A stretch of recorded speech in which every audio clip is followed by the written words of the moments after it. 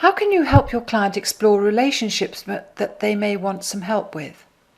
That's what these next 3 presentations will be looking at. This one is about 2 models. The first one is called Johari Window and the second one Bottari's Box. So at the end of these 3 sessions you'll be able to identify 4 models for exploring relationships, explain the concepts behind the models and evaluate the use of the models in mentoring.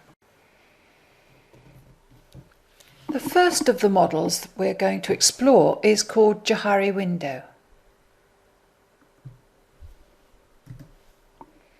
The model was devised by Joseph Luft and Harry Ingham in 1955, and it's a useful model to help with self-awareness and to explain about interpersonal communications and relationships. The model is divided into 4 quadrants, and in the diagram all 4 boxes are of equal size, and this is not often the case, and we'll explore how and when it changes later on. The first box is to do with everything that's known to us and known to others. This is the open quadrant, where the information about whatever the Johari window is being applied to is shared, known and out in the open. This could be applied to you in the context of your team. What information is known to you? What information is known to the others? Do you want to increase or decrease this amount of open information? It could apply to you in terms of your self-awareness. What information about you do you share and is known by the rest of the team? It could be about a particular project. What information is openly shared with everyone in the project? Or in a relationship like mentor and student, what information is shared by both? Then there is the quadrant labelled blind. This is the information that is known by others but not known by you. This quadrant can be made smaller by enlarging the open quadrant through asking questions, getting feedback and paying attention to the results, etc. The third quadrant is the hidden quadrant and sometimes known as the facade. This quadrant is about what you know but others don't know. So in terms of self-awareness, this is what you know about yourself but you hide from others. The size of this quadrant will vary depending on different situations and different relationships.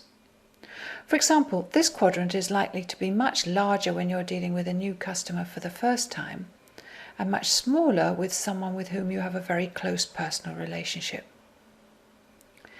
If we reveal more about ourselves, then once again the impact is to enlarge the open quadrant.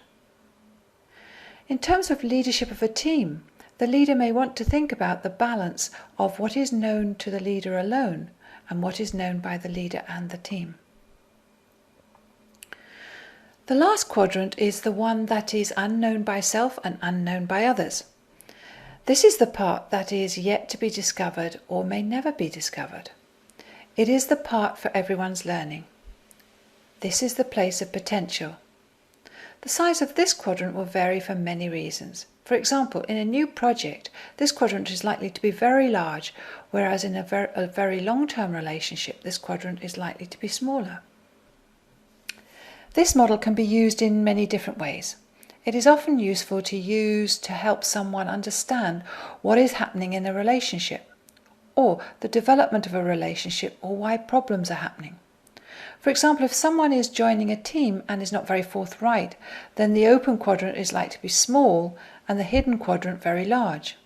And it may be useful to use this model to help the person understand that they'll find it easier to be more part of the team and accepted if they're a little bit more open.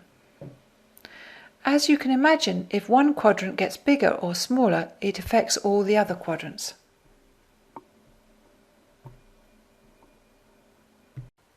Here's the first exercise on the Johari window. If this was a profile of a client you were mentoring, what feedback would you give him or her? Think of a situation that you know about where there is a person who has this profile. How does this profile help them? How does this profile hinder them? Here is a different profile for you to do the same exercise on. So if this was a profile of a client you were mentoring, what feedback would you give him or her? And think of a situation that you know about where there is a person who has this profile. How does this profile help them, and how does this profile hinder them? And here is a third profile for you to do the exercise on. The purpose of this exercise was to start you to think about how different profiles in the Johari window can have an impact on relationships and performance. This exercise is to help you think about yourself and your role as a mentor. Think of a relationship in which you're finding not so easy at the moment. Draw up a Johari window that applies to you in this relationship. What insights has this given you? What action will you now take? In general, what type of person are you? Are you open, or do you prefer to keep things to yourself? What impact will this have on your role as a mentor? So what uses would the Johari window have in mentoring? Well, firstly, to highlight any issues, and then to provide a background for questions to develop the client, and to help give feedback on results, to help inspire creative solutions, to enrich awareness of what's going on, to help enhance the mentor and client relationship, and to help with your own personal development. Another model that's useful to explain what happens in relationships is called Batari's box. This model is one that explains the impact of attitude or state or frame of mind on behaviour. If you're in a particular frame of mind, then it'll affect your attitude, and that will directly affect your behaviour. And then your behaviour tends to impact on other people, and then affects their behaviour. If this is producing unwanted results for a situation your client is in, then as a mentor, you will want to help the client change this cycle. This model can help to explain the dynamics and lead to questions that will help the client think about different approaches they can use. We talked about empowering your client in previous modules. Someone who is empowered will realize that in any situation like this, the person who changes is the one that has the most influence. So you'll want to help your client think of different ways they can approach the situation. You cannot force other people to change, but you can change what you do. This model explains how we're all part of a system, and if you change one part of the system, the whole system has to change. If you change your attitude, you will behave differently, and that will create a change in the other person in some way, because they are now no longer dealing with the same situation. So you changing will either mean that you will change your thinking about the other person's behaviour, so it's no longer a problem, or you will approach it in a different way so that both of you can work out a way to resolve the issue. Here's an exercise to help you think about how you could use Batari's box.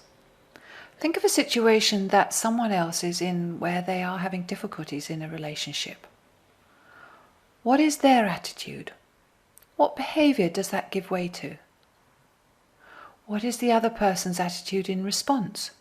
And what is their subsequent behaviour? What questions could you ask the person to help them think of different ways of approaching the situation?